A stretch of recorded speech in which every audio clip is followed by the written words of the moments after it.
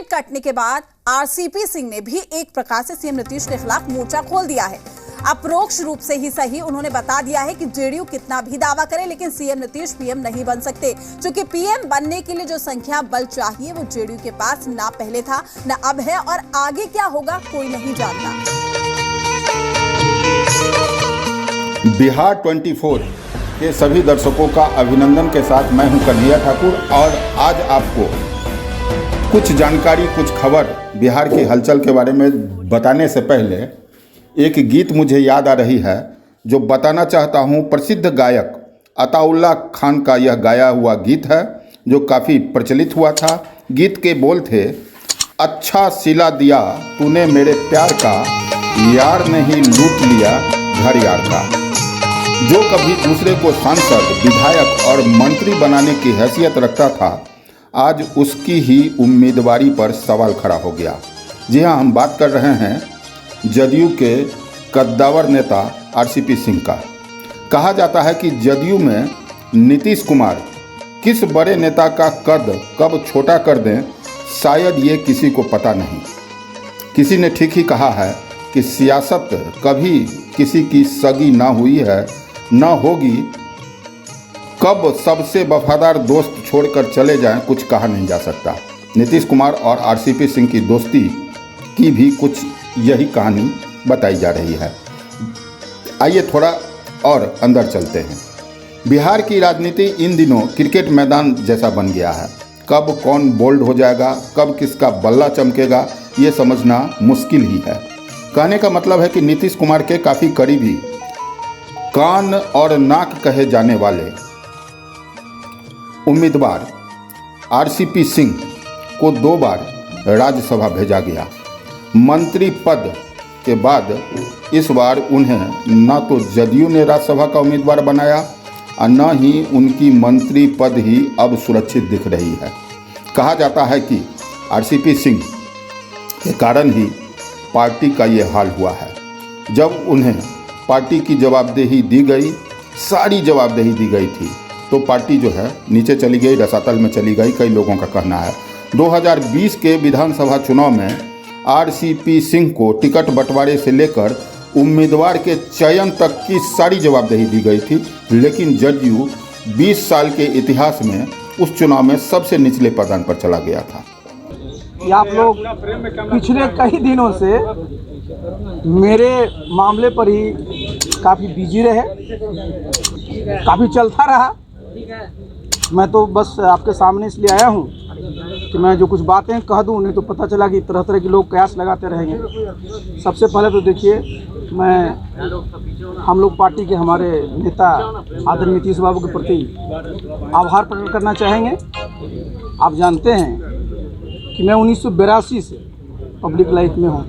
यही मई के महीने में मैं सिविल सर्विस कंप्लीट किया था 1982 में, और आज 40 साल के बाद फिर आपके सामने हम हैं। और इस बीच में हमने नीतीश बाबू के साथ, ये मेरा 25वां साल चल रहा है, तो भाई हम लोग तो साथ रह करके काम किए हैं, और निश्चित रूप से वो भी चाहते होंगे और चाहते रहे हैं कि जो भी वो निर्णय लेते हैं वो हमारे पक्ष में होगा। तो कल का जो उनका निर्णय है, उसके लिए भी मैं उनको धन्यवाद देना चाहता हूँ कि भाई बहुत सोच कर करके कैसे पार्टी और मजबूत हो, उसके मद्देनज़र उन्होंने निर्णय लिया है। तो उनके प्रति आभार प्रकट करता हूँ। और साथ ही 12 वर्षों तक मुझे राज्यसभा में काम करने का मौका मिला। वहाँ मैं नेता राज्यसभा में भी काम किया, पार्टी का राष्ट्रीय अध्यक्ष भी रहा, संगठन का मैं महामंत्री भी रहा, महासचिव भी रहा, और अभी मैं केंद्रीय मंत्री भी हूँ। तो ये सब आप जानते हैं, इसमें सहयोग हमारे नेता का रहा।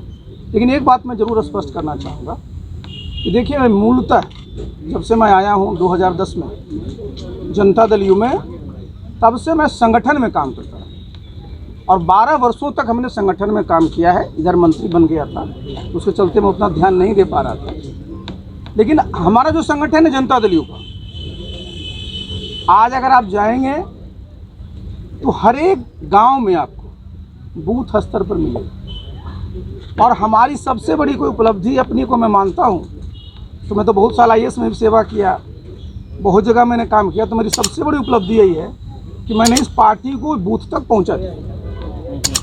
और एक बात और जान लीजिए, बिहार ऐसे प्रदेश में तरह तरह के सामाजिक ग्रुप हैं, तरह तरह के सेक्शनल इंटरेस्ट हैं, इसी को लेकर करके और जो ज्योग्राफी हमारी इतनी बड़ी है, हमने संगठन में 33 प्रकोष्ठ बनाए, आपको याद होगा।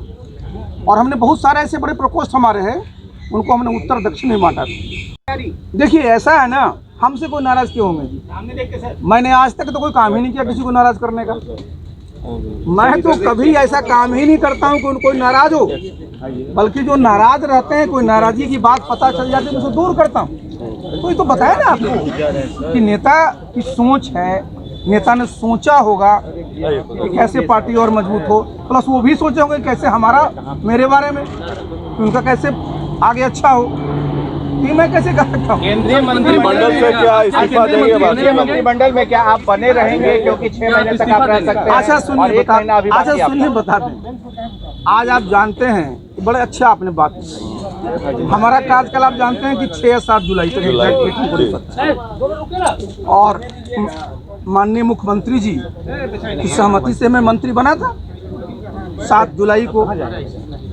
और आप जानते हैं मंत्रिमंडल में कोई रहता है तो मंत्री बनाने का जो विशेषाधिकार है वो आदरणीय प्रधानमंत्री जी का होता है। तो मैं तो दिल्ली जब जाऊंगा तो निश्चित रूप से भेंट होगी, बातचीत करेंगे। तो हमारा तो भाई आप सामने जब है कि जब संगठन का काम करना है तो संगठन का काम करेंगे। बाकी तो देखिए एक बात मैं बता देता हूँ सर, बातचीत मोदी जी के सामने आप क्या रखेंगे? मैंने आज तक जो भी मुझे जिम्मेवारी मिली, चाहे मैं सिविल सर्विस में था तब या मैं इधर था तब, मैं अपने काम को मजबूती से करता हूँ और पूरी ईमानदारी से करता हूँ, पूरी निष्ठा से करता हूँ। यहाँ रहिए जिससे कि लगे कि नहीं भाई आप लोग का भी प्रतिनिधित्व है। यहाँ तक प्री पोल अलायंस है तो सही है, लेकिन उनका तो भाई एब्सोल्यूट अपना 303 है। तो इसलिए देखिए इसमें जो लोग थ्योरी देते हैं ना प्रोपोर्शनल रिप्रेजेंटेशन वाले, इनका कोई काम नहीं रहता है। इनका काम रहता है सिर्फ कैसे झगड़ा लगाए, झगड़ा बढ़ाए। तो नीतीश जी भी गलत बोले उस समय, इसका मतलब? जो भी बोले हो जी, नीतीश जी गलत बोले 2019 अरे हम जो भी बोले मैं बता रहा हूँ, मैं नाम किसी का नहीं लेता हूँ, लेकिन मैं बात बता रहा हूँ कि ये स्वीकार करना पड़ेगा कि 2019 में 303 था और जिस समय ये लोग थे उसमें कितना था, 181 था। आप प्रोपोर्शनल रिप्रेजेंटेशन कर दीजिएगा, आपको बुला लिया, ये बहुत बड़ी बात है। इस बार क्या कारण रहा आपके टिकट का? अरे हम कैसे बोल सकते हैं जी? मैंने अरे सुनिए, ललन सिंह की नाराजगी, अरे कहा हमको बता दे, ललन जी हमसे काल नाराज रहेंगे जी? ललन जी हमसे काल नाराज रहेंगे? वो लोकसभा के नेता है, हम राज्यसभा में, तो हमसे नाराज काल रहेंगे? कहते हैं कि नीतीश कुमार और आरसीपी सिंह की 25 साल की पुरानी दोस्ती उस समय टूट गई जब राज्यसभा उम्मीदवार के लिए आरसीपी सिंह के नाम के जगह झारखंड के जेडीयू कार्यकर्ता खीरू महतो के नाम की घोषणा हो गई। उसके बाद से ही आरसीपी सिंह के थोड़े सुर बदले। उन्होंने यह कह दिया कि नीतीश कुमार से हमारी कोई नाराज़गी नहीं है। इतने समय तक उन्होंने मौका दिया, इसके लिए उन्हें धन्यवाद। हो रहा है और ये पुराने साथी हैं और ऐसे व्यक्ति को भी, बगल के राज्य वाले को भी एक मौका देना जरूरी है। तो इसीलिए सब चीज़ सोच करके किया गया है। लोगों को बड़ी खुशी है, सबको खुशी है, किसी को किसी बात के लिए एतराज़ नहीं है। और उन्होंने खुद भी आज आरसीपी सिंह ने खुद भी बात किया, तो एतराज़ वगैरह की बात नहीं है। ये सब चीज़ जो होता है वो तो इतना अवसर दिया ही है, हम लोगों ने शुरू से ही दिया है अवसर। जब IAS अफसर थे तब साथ, उसके बाद तब फिर राज्यसभा में भेजना, 2 बार भेजा भी, पार्टी का भी अध्यक्ष बनाया, अभी केंद्र में मंत्री भी है। तो ये सब मौका मिला है, तो उससे कोई खास बात नहीं है। सब लोग पार्टी में हैं और निर्णय हुआ कि नहीं इस बार मौका जरा ऐसा हम लोग दे दें बगल में, ताकि अभी बहुत पुराना साथी है उसको भी इस्तीफा को लेकर के बात हो रही है कि क्या आरसीपी सिंह अब राज्यसभा के सदस्य नहीं रहेंगे तो उनको इस्तीफा कर देना चाहिए, क्योंकि उन्होंने कहा है कि अगर मुख्यमंत्री कहेंगे, नेता कहेंगे तो वो इस्तीफा दे देंगे। नहीं, तो अभी तो टेनियर है ना, कि तो चुनाव समय के पहले में हो रहा है। वो तो जब तक का समय है तब तक के लिए तो है ही ना। तो अभी तुरंत इस्तीफा देने का क्या मतलब है? तो बिल्कुल समय होता है उसके पार्टी में लिए। क्या भूमिका होगी इसलिए उसमें कोई दिक्कत नहीं। पार्टी में क्या लगता है उनको कुछ जगह दी जाएगी? आरसीपी सिंह की भूमिका रही है भूमिका पार्टी में। आप देखते हैं कितना हम जिम्मेदारी दिए, सब लोगों को जिम्मेदारी दिए गए। वो सब आगे की चीज, वो आगे अभी क्या की चीज नहीं। आगे क्या प्रोपोर्शनल रिप्रेजेंटेशन मांगेंगे या क्या सिंबॉलिक ही अभी रहेगा? सब तो आगे की चीज है और कोई जरूरत है किस चीज को मांगने की, वो सब तो अपने आप परिस्थिति पर क्लियर आपको होता रहेगा। नहीं, पिछली बार मुख्यमंत्री जी आप मंत्रिमंडल में शामिल नहीं हुए जब आप राष्ट्रीय अध्यक्ष थे, तो प्रोपोर्शन जो आपको मिलना आप चाहिए था। पहले वाला बात और अब वाला बात काहे के लिए कर रहे हैं? तो क्या अब अब हालत यह है कि एक कहावत फिर सुनाने को मन करती है, न खुदा मिला न विशाले सनम, न इधर के रहे न उधर के। आरसीपी सिंह को जेडीयू राज्यसभा भेजने के बाद भाजपा ने उन्हें मंत्री पद दिया था। उस समय भाजपा ने एक गेम खेली थी जिसका परिणाम आरसीपी सिंह को 2022 में दिखने लगा था। उसी समय जिस समय जेडीयू ने आरसीपी सिंह को राज्यसभा में भेजा था, वहाँ पर एक मंत्री पद और 2 मंत्री पद की कुछ बातें चल रही थी, मगर कहा जाता है आरसीपी सिंह खुद मंत्री बन गए और उस समय से हल्की सी खटास होने लगी। कुछ दिन पहले ट्विटर हैंडल के वॉल पर से भी आरसीपी सिंह तीर हटाकर प्रधानमंत्री मोदी का लोगो लगाए थे। उस समय भी लग रहा था कि कुछ चल रही है। तमाम उठापटक के बीच कई राजनीतिक लोगों का मानना था कि अंत तक नीतीश कुमार अपने पुराने चहेते आरसीपी सिंह को उम्मीदवार बना भी सकते हैं, लेकिन नीतीश कुमार के ब्रेन गेम को पढ़ना सामान्य बात नहीं है। कहते हैं पानी में रहकर मगरमच्छ से बैर नहीं करना चाहिए। अगर बैर करोगे तो कहाँ जाओगे, यह तो समय ही बताएगा।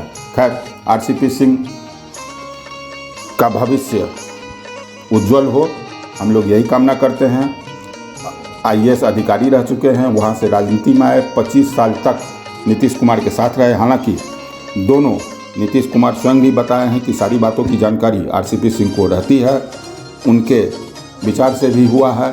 आरसीपी सिंह ने भी बयान दिया कि उन्होंने हमें बहुत कुछ दिया, मंत्री तक बनाया, 25 साल तक हम साथ रहे। लेकिन राजनीति में एक कहावत है, जो बोला जाता है वो दिल में नहीं रहता, जो दिल में रहता है वो बोला नहीं जाता। इन्हीं शुभकामनाओं के साथ धन्यवाद।